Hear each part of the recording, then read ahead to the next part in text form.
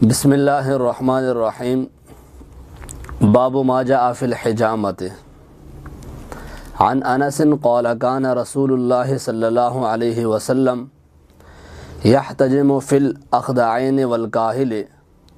وكان يحتجم ل17 و19 و21 او كما قال علیہ الصلاۃ والتسلیم۔ ترمذی شریف کی روایت باب ما جاء فی الحجامۃ، اس کے زیر انڈر یہ حدیث آتی ہے کہ حضرت انس رضی اللہ تعالی عنہ روایت کرتے ہیں کہ رسول اللہ صلی اللہ علیہ وسلم حجامہ لگواتے تھے اپنے گردن کے دونوں جانب کی رگوں میں اور کندھے پر، اور آپ صلی اللہ علیہ وسلم حجامہ لگواتے تھے مہینے کی 17، 19 اور 21ویں تاریخ میں۔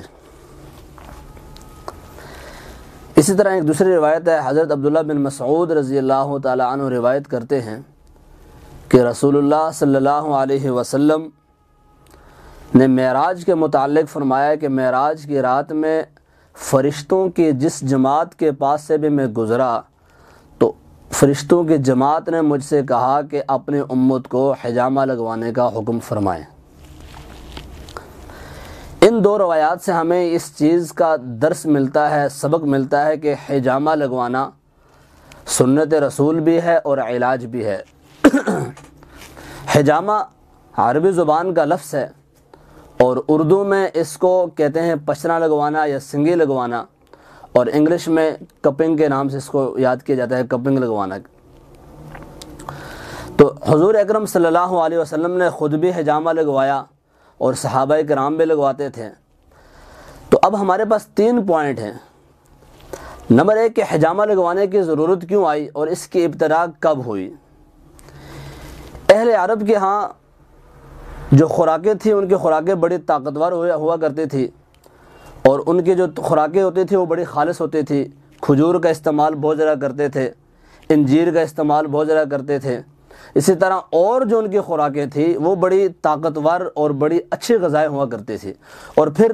وہاں کی گرمی بھی، اور پھر ان کی جو خوراکیں ان میں بھی گرمی ہوتی تھی، تو اس کی وجہ سے ان کے جسم میں جو خون کی جو شدت ہوتی تھی وہ بہت زیادہ بڑھ جاتی تھی۔ تو اس کے لیے پھر وہ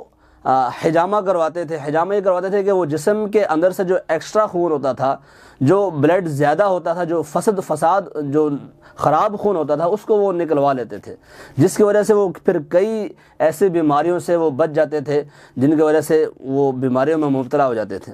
تو اس لیے اہل عرب میں حجامہ لگوانا بہت زیادہ ہوتا تھا، اور حضور اکرم صلی اللہ علیہ وسلم نے بھی ضرورتاً حجامہ لگوایا ہے۔ اور اسی طرح بخاری شریف کی روایات میں آتا ہے کہ آپ صلی اللہ علیہ وسلم نے احرام کی حالت میں حجامہ لگوایا، اور اسی طرح آپ صلی اللہ علیہ وسلم نے روزے کی حالت میں حجامہ لگوایا،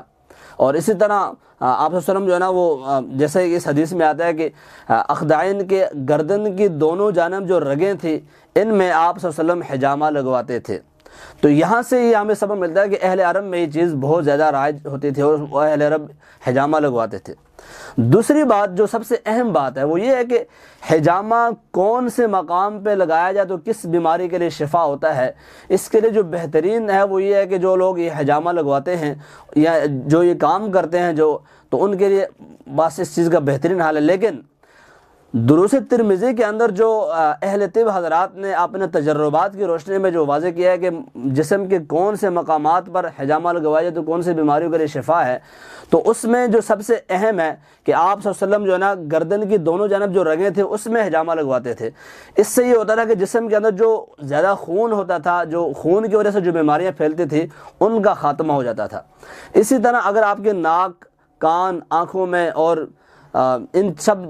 اگر آپ کو یہ مسئلہ ہے، اس چیز کی کمپین ہے، تو اس کے لیے بہترین حال یہ ہے کہ آپ جو ہے نا اپنے تھوڑے کے نیچے حجامہ لگوائیں۔ اسی طرح اگر آپ کے رانوں میں اور پنڈلیوں میں پین ہے، آپ کے رانوں اور پنڈلیوں کا مسئلہ ہے، تو اس کے لیے بہترین یہ ہے کہ آپ اپنے پاؤں کے اوپر والے حصے پہ حجامہ لگوائیں۔ تو یہ طریقہ بھی اہل معرفت نے اس چیز کو بیان کیا ہے۔ اسی طرح اگر آپ کے جسم میں پھسیاں وغیرہ یا دانے وغیرہ یا آپ کے جسم میں خارش ہے تو اس کے لیے جو بہترین اہل طب حضرات نے، اہل معرفت حضرات نے جو جگہ بتائی ہے وہ یہ ہے کہ آپ اپنے سینے کے اوپر حجامہ لگوائیں۔ یہ بات بڑی اہم ہے۔ اور تیسری بات کہ کن لوگوں کے لیے حجامہ لگوانا جو ہے نا وہ ٹھیک نہیں ہے، اس کے بارے میں اہل طب حضرات نے یہ لکھا ہے کہ اذا ابلغ الرجل 40 سنة لم يحتجب، کہ جب آپ کی عمر 40 سال سے اوپر ہو جائے تو پھر آپ حجامہ نہ لگوائیں۔ اس کی وجہ یہ ہے کہ جب 40 سال کی عمر انسان کی ہو جاتی ہے تو اس کے بعد انسان کے جو جسم میں حرارت ہوتی ہے، جو شدت ہوتی ہے، اس میں کمی آنا شروع ہو جاتی ہے، اور انسان جو ہے نا وہ بڑھاپے کی طرف گامزن ہو جاتا ہے، اور پھر انسان کے اندر جو ہے نا وہ کمزوری پیدا ہو جاتی ہے۔ تو اگر آپ حجامہ لگوائیں تو پھر اس میں مزید کمزوری ہونے کا خطرہ ہے۔ لیکن اگر آپ اپنے آپ کو فٹ محسوس کرتے ہیں، آپ اپنے آپ کو قوی محسوس کرتے ہیں، یا آپ کو حجامہ لگوانے کی عادت ہے، تو آپ لگانے میں کوئی حرج نہیں، آپ حجامہ لگوا سکتے ہیں۔ اس لیے ہمیں چاہیے کہ آج کل جو لوگ پریشان ہیں حجامے کے بارے میں، ڈاکٹروں کے پاس جاتے ہیں اور طب حضرات کے پاس، حکیموں کے پاس جاتے ہیں، مختلف علاج کروا کے لوگ تھک جاتے ہیں، لیکن ان کے جو نا وہ بیماری ختم نہیں ہوتی ہے، ان کا جو پین ہے وہ ختم نہیں ہوتی۔ تو ان کے لیے بہترین مشورہ یہ ہے کہ وہ ایک دفعہ حجامہ بھی لگوائیں، کیونکہ یہ سنت رسول بھی ہے اور علاج بھی ہے۔ اسی طرح اگر بہترین حال یہ ہے کہ اگر آپ کے دماغ میں کوئی مسئلہ ہے یا آپ کا حافظہ کمزور ہے تو اس میں یہ ہے کہ آپ اپنے سر میں بھی